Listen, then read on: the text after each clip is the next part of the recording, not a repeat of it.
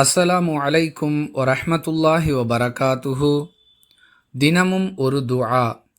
சுபுஹ் தொழுகைக்கு பிறகு யார் இந்த வாசகங்களை 3 முறை கூறுகிறாரோ அவர் ஒரு நாள் முழுவதும் அல்லாஹுவை தஸ்பீஹ் செய்வதால் கிடைக்கக்கூடிய நன்மையை விட அதிகமான நன்மைகளை பெற்றுக்கொள்வார் என்ற கருத்தில் ரசூலுல்லாஹி ஸல்லல்லாஹு அலைஹி வஸல்லம் அவர்கள் சொல்லக்கூடிய செய்தி முஸ்லீம் எனும் நூலில் இடம்பெறக்கூடிய 5272வது ஹதீஸில் பதிவு செய்யப்பட்டிருப்பதை பார்க்கலாம்.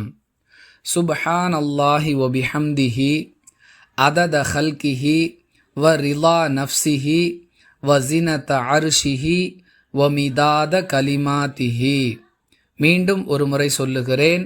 சுப்ஹான் அல்லாஹி வ பிஹம்திஹி அதத ஹல்கிஹி வ ரிலா நஃப்ஸிஹி வ ஸினத அர்ஷிஹி வமிதாத கலிமாத்திஹி.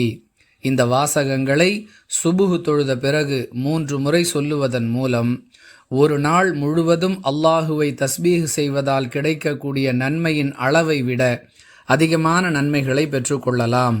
இதன் பொருள், அல்லாஹுடைய படைப்புகளின் எண்ணிக்கையின் அளவிற்கும் அவன் சந்தோஷப்படும் அளவிற்கும் அவனது அரியணையின் எடையின் அளவிற்கும் அவனுடைய சொற்களின் அளவிற்கும் அல்லாஹுவை போற்றி புகழ்ந்து அவனை தூய்மையானவன் என்று துதிக்கின்றேன். இது இந்த வாசகங்களின் பொருளாகும்.